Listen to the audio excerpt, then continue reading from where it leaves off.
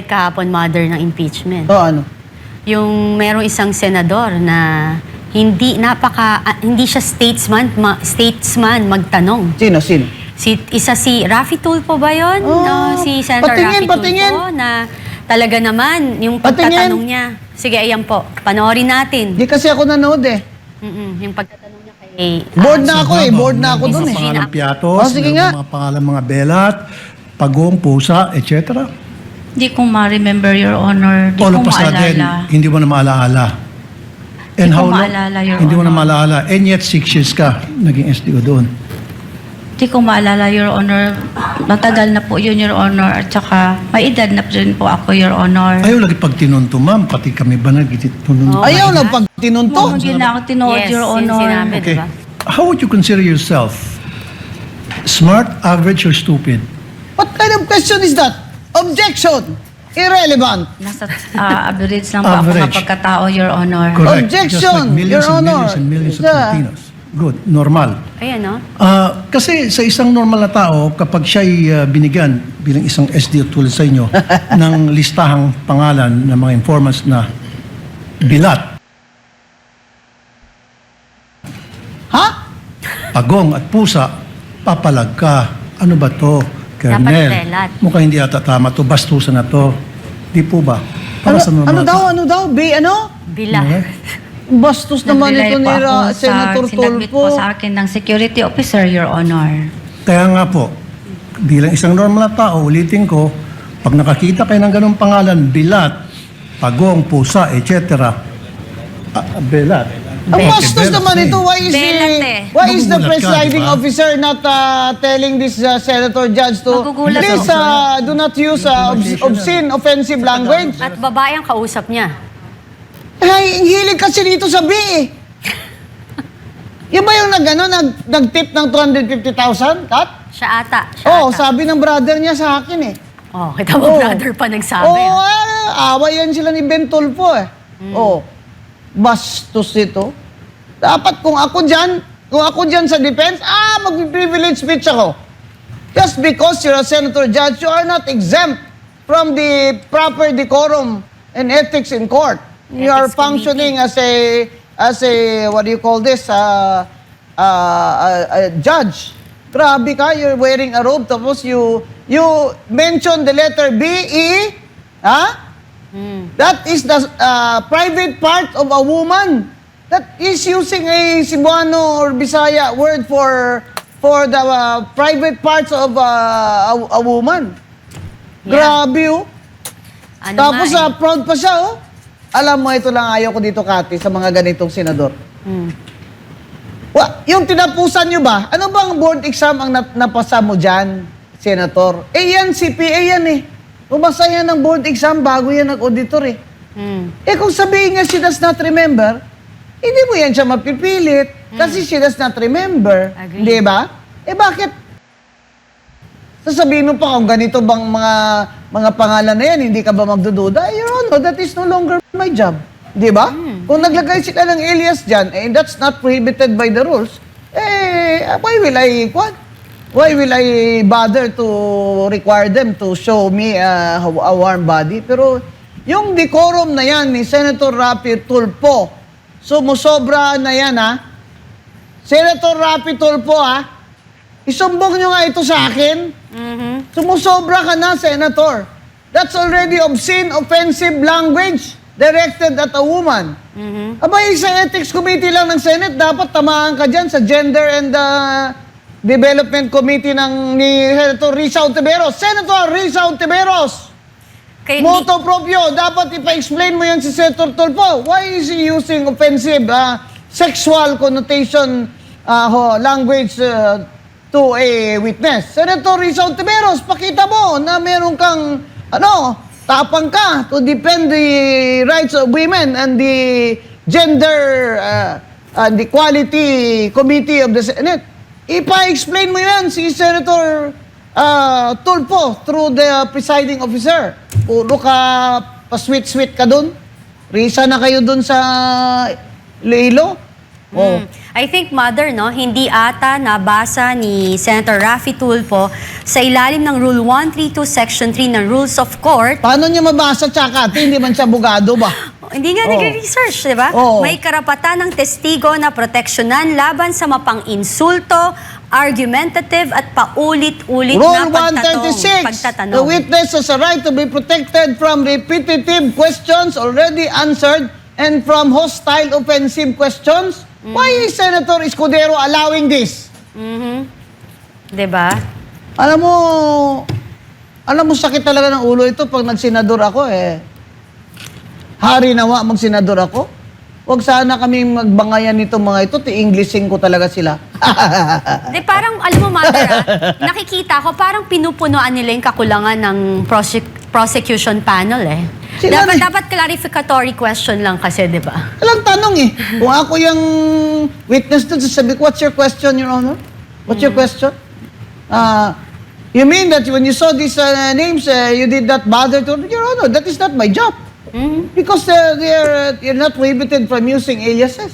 So, I agree. That's already answered by the former auditor before me who testified. Eh gusto niya talaga, bastusan. Parang pinipressure eh, no? Mahirap talaga itong mga, ano ang tawag dito? Mahirap itong mga nagtitip ng tag 250,000. Kala nila, pwede nilang gawin kahit sinong babae lang dyan. By golly, that woman passed the CPA board. You know how hard that is? That's why I did that major in accounting. Because dudugote nga at ilong mo dyan. Alam mo, Diba? Mother, nakakahiya nga. Actually, kung pinapanood tayo ng ibang bansa na ganito yung pamamaraan ng pagtatanong ng ating mga judges, Senate judge dyan sa impeachment, ay nakakahiya. Una, ikaw ba, Mother, kung ako ay intel or ako ay asset ng isang intel, ng military, sasabihin ko ba sa'yo na eto po ang resibo sa Starbucks, ako nakipag-meet dun sa asset ko. Tsaka yung pangalan ng asset mo. Oo, yung totoong pangalan ng asset ko. Di parang sinabi mong check nyo yung CCTV para makita nyo sino kami. Di ba? Parang, Kaya nga, sinabi na nga nung first na auditor nag-testify that there is no rule that prohibits them from using aliases because they are confidential agents. But there has to be a way of verifying also their identities. Yeah. Diba? Meron Agree. namang, anong tawag dyan? Yung parang program of action, ganyan. tas ayaw naman nilang imbitahan sila, Chika. Yun ang pagkarinig ko lately. Sino ba yan sila, Chika?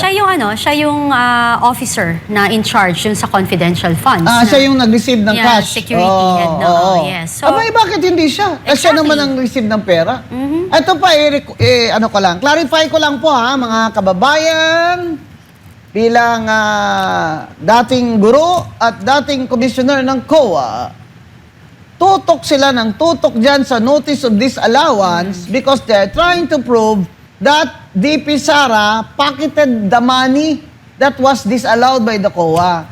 Ilang beses ba kayong sabihin? May kanta din ganyan. May kantang din yan, ilang beses, di ba? Na naghanap tuloy ako. Madera versus COA. Ang daming versus COA na desisyon ng Supreme Court that says a notice of disallowance is a civil liability. Hindi po yan criminal liability. Hindi po yan tantamount to graft and corruption. In fact, nung tinanong yung auditor na lalaki, sinabi niya na hindi po naman ibig sabihin na kung disallowed yung item na yun, ay ibig sabihin binulsa yun ng Vice Presidente. Ayun na. Ilang ulit na sabihin sa inyo yan. You're still trying to prove that a notice of disallowance is proof of graft. Ilang beses sabi, ewan ko ba dyan sa prosecution panel na yan? Dahil kasi akala nila, itong mga senador na ito, mahina mga utak nito eh.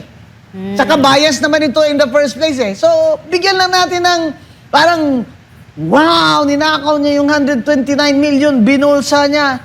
Hindi nga eh. In fact, Kati, that notice of disallowance I researched, it was appealed to the Commission and Bank. Okay? So, talo pa rin si VP doon.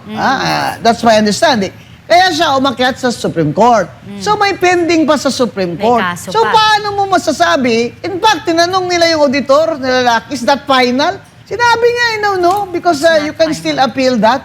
What are you trying to show na na binulsa niya yan, na yung kinuha niya yung pera, inuwi niya at ginastos niya for her personal use. Hindi nga yan criminal liability. Ilang beses na kayo sabihan ng Supreme Court, ayaw nyo pa rin matuto. Ngayon, how do you prove that is an impeachable offense when the ground for impeachment is graft and corruption?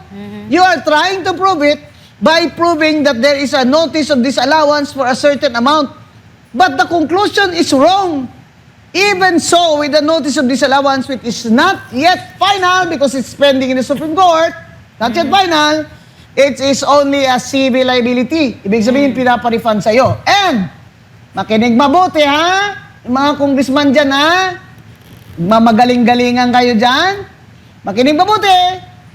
That notice of disallowance, pag sinabing, ibalik mo yung 80 million ang disallowed, sinusuri pa yan, item per item. If that was spent in good faith by the Vice President, kahit wala siyang resibo dyan, tatanggalin yan sa disallowance niya. Good faith is a defense in the disallowance. Example, Senator Risa Ontiveros, good faith ba yun sa PhilHealth? Nag-declare kayo ng bonus nyo sa sarili nyo. Hindi ba kayo nahiya dyan? Nahiya naman kayo. Director kayo ng PhilHealth. Nag-declare kayo ng mga bonus. Bakit nyo binonus? Bakit? Is Para that a saan? government corporation that is supposed to be making money? That's not supposed to be a government controlled corporation for profit. It's not supposed to make a profit. PhilHealth yan eh. Ang ginawa nyo. Nag-declare ang mga direktor kasama si Risa Ontiveros ng mga sarili nilang bonus. Sarap Kaya- naman. Ang Diba? kakapal nyo! Ang kakapal nyo! Diba? Tapos sabihin nyo ngayon, notice of disallowance, kinupit ni yun sigurado, bonus na yun, pinag-shopping mo yun eh. Sure yan. Sabihin mo, hindi naman pinasoli sa amin. Bakit? May prescription ba ang gobyerno? Someday, pagtaob ng paya, kung sa Bisaya pa, iparifund yung bonus-bonus nyo dyan. Sasabihin nyo ba sa amin? Wala na. Na-spend ko na ba? Ano ko na yan? Na-spend ko na. Kaya nga, Mother. Hindi pwede. iba Kasi wala talaga. naman prescription sa gobyerno eh. Kaya nga, sabi nga, di ba, Nakaka-high blood talaga, Kati. Inom ka muna ng water. Oo, talaga. Hindi lamang sa ekonomiya may crisis, kundi maging sa ating mga institusyon ng batas. Sa nagaganap na impeachment nga, Mother,